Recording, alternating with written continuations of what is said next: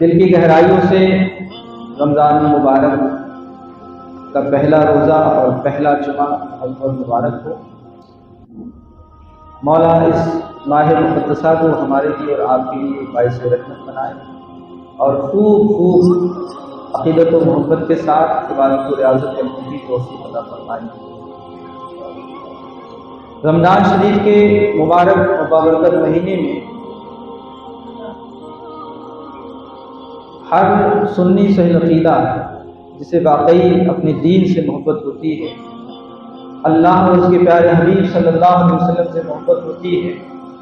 وہ ہر حال میں اس مبارک مہینے کی تعظیم و تکریم کرتا ہے،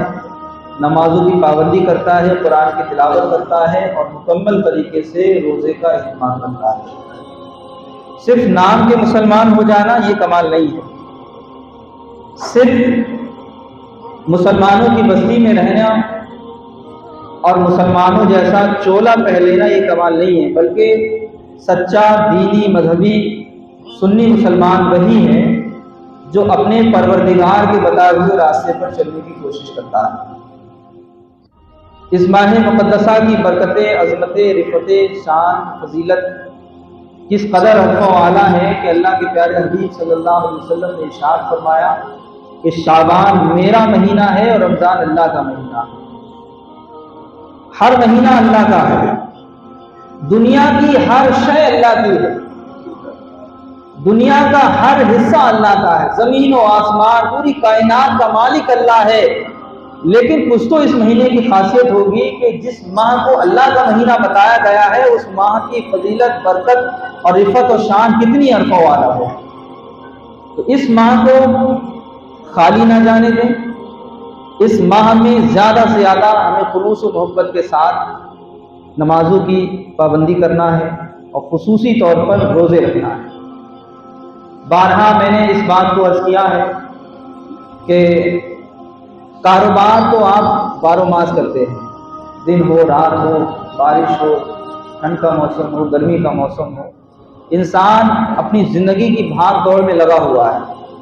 لیکن یہ ایسا ایک برکت والا مہینہ ہے کہ اس ماہ میں ہمیں اتنا ہی کرنا ہے کہ جتنے میں ہماری نمازیں اور روزے پورے ہوتے ہیں۔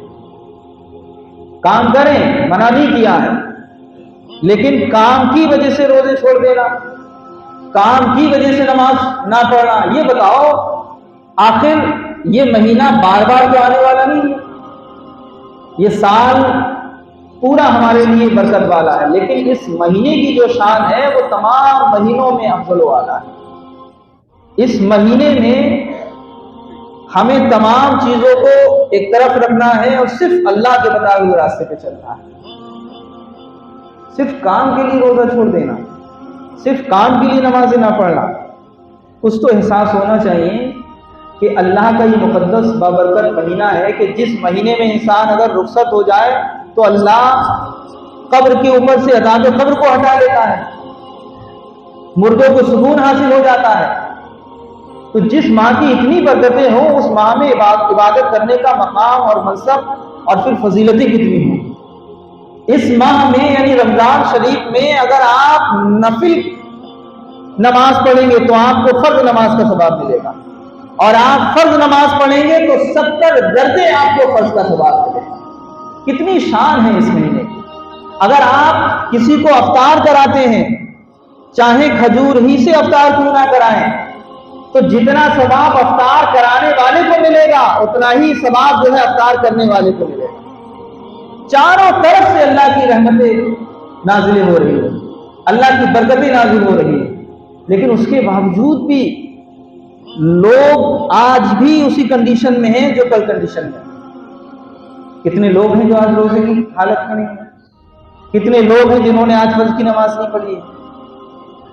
احساس پیدا کریں، اور وہ احساس کیا ہے؟ جب تک قبر کا خوف نہیں ہوگا، جب تک عذاب کا خوف نہیں ہوگا، جب تک قیامت کا خوف نہیں ہوگا، اور جب تک اس دل کی صفائی نہیں ہوگی تب تک آپ کے اندر کوالٹی پیدا نہیں ہوگی۔ روئیں اور گڑ گڑائیں اور احساس کریں کہ ہمیں مرنا ہے، ہمیں اپنے پروردگار کی بارگاہ میں حاضر ہونا ہے، ہمیں رب کی بارگاہ میں اپنی زندگی کا حساب دینا ہے، اور حساب اگر اچھا ہوگا تو اللہ بخش دے گا، اور حساب میں اگر گڑبڑی ہے تو اللہ نہیں بخشے گا۔ اگر یہ احساس جس انسان کے اندر پیدا ہو گیا تو وہ آپ کو روڈوں میں دکھائی نہیں دے گا، وہ مسجدوں میں رہ کر اللہ کی باتوں کو ریاست کرتا ہوا رہتا ہے۔ بچوں کو آپ سمجھائیں کہ روزہ کیوں رکھا جاتا ہے، روزے کے فضائل کیا ہیں، روزے کے مناقب کیا ہیں، روزے کی عظمت و شان کیا ہے۔ آج بتائیے اللہ کا کتنا بڑا فضل ہے کہ جمعہ کا دن بھی ہے اور پہلا روزہ ہے، لیکن کتنے ایسے لوگ ہیں جو اس دن کی اہمیت کو نہیں سمجھ پا رہے۔ سید الایام تمام دنوں کا سردار ہے، جمعہ تمام دنوں میں افضل و اعلیٰ ہے، اور جمعہ کے دن جو کام کیے جاتے ہیں اور دنوں کے مقابلے اس جمعے کے دن کے کام میں اللہ برکت عطا فرماتا ہے، ثواب میں اور بڑھوتری عطا فرماتا ہے، لیکن پھر بھی روزہ نہیں رکھ رہے، پھر بھی نمازیں نہیں پڑھ رہے، پھر بھی اچھے کام نہیں کر رہے۔ جو چھوٹے چھوٹے بچے ہیں 8 سال 9 سال 10 سال، ان کو آپ پیار سے سمجھائیں کہ بیٹا روزہ رکھو گے تو اللہ جنت عطا فرمائے گا، آپ روزہ رکھو گے تو تمہارے لیے ہم افطار میں یہ چیز لے کے آئیں گے، آپ روزہ رکھو گے تو سحری کے لیے ہم آپ کے لیے فلاں فلاں سامان لے کے آئیں گے۔ جب بچوں کو ہم لالی پاپ دیں گے، بچوں کو ہم کچھ نہ کچھ اچھی اچھی چیزوں کی طرف رغبت دلائیں گے تو ہمارے بچے جو ہے وہ شوق سے روزہ رکھیں گے۔ اور یہ ابتدائی چیزیں ہیں، اگر بچوں کو ہم جس سانچے میں ڈھالیں گے ہمارے بچے اسی سانچے میں ڈھلنے کی کوشش کریں گے، جس سماج میں ہم اپنے بچوں کو لے جائیں گے ہمارے بچوں کے اندر اسی سماج کا رنگ نظر آئے۔ لیکن حیرت کی بات یہ ہے جو مائیں ہیں، آج کل کی مائیں ہیں، اللہ ہمارے گھر کی خواتین کو عقل و شعور عطا فرمائے۔ آج کل کی مائیں کہتی ہیں کہ بیٹا چھوٹا ہے، بیٹی ابھی چھوٹی ہے، 12-15 سال کی ہوگی، ابھی تک لاڑ پیار ختم نہیں ہوا ہے۔ اسلام کی جو مقدس شہزادیاں تھیں انہوں نے اپنے بچوں کی کیسے پرورش کی ہے کہ وہ اسلام کے لیے اپنے چھوٹے چھوٹے بچوں کو دے دیا کرتے تھے، یا رسول اللہ اس بچے کو آپ لے جائیے، 6 مہینے کا بچہ ہے، جنگ میں کیا کام کرے گا؟ تو خاتون نے کہا یا رسول اللہ جب آپ پہ کوئی بار کرے تو میرے بچے کو آپ سامنے پیش کر دینا، یہ ڈھال کا کام کرے گا۔ سبحان اللہ، آپ شوہر ہیں، آپ کی ذمہ داری ہے کہ آپ اپنے بچوں کو دین کی طرف لے کے آئیں، سحری کھلوائیں، آپ بچوں کو سحری میں اٹھائیں تاکہ انہیں پتہ چلے کہ 11 مہینے ہم لوگ سوتے رہتے ہیں لیکن 1 مہینہ ایسا ہوتا ہے جو صرف اللہ کی رضا کے لیے ہم استعمال کرتے ہیں۔ وہ الگ بات ہے کہ بچے پورے دن روزہ نہ رکھ پائیں، 12 بجے تک اگر انہوں نے روزہ رکھ لیا،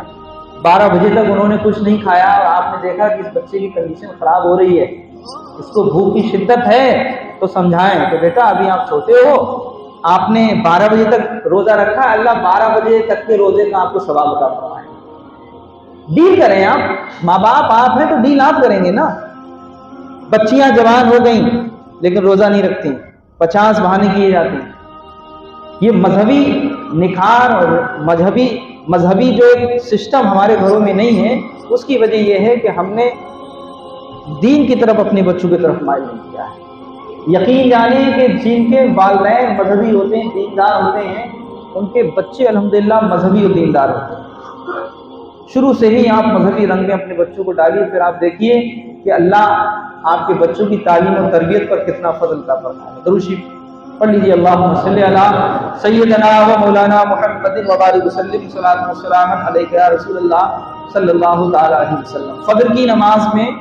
ویسے تو مسلسل روز بیان ہوتا ہے، یہاں پر فجر میں 5-6 منٹ کا دینی مذہبی جو مسائل ہوتے ہیں وہ روز سمجھائے جاتے ہیں فجر سلام سے پہلے، لیکن خصوصی درس مسائل کا اہتمام یہاں کیا گیا ہے کہ جو ضروری معمولات ہیں نماز کے تعلق سے، روزے کے تعلق سے، اس پر ہی یہاں بیان شروع کیا ہے۔ آپ سے دستبستہ گزارش ہے کہ فجر کی نماز میں خاص طور سے آئیں، تاکہ فجر میں جیسے کہ آپ کی جو صورتیں ہیں، التحیات ہے، درود ابراہیم ہے، الحمد شریف ہے، یا کم سے کم 4 صورتیں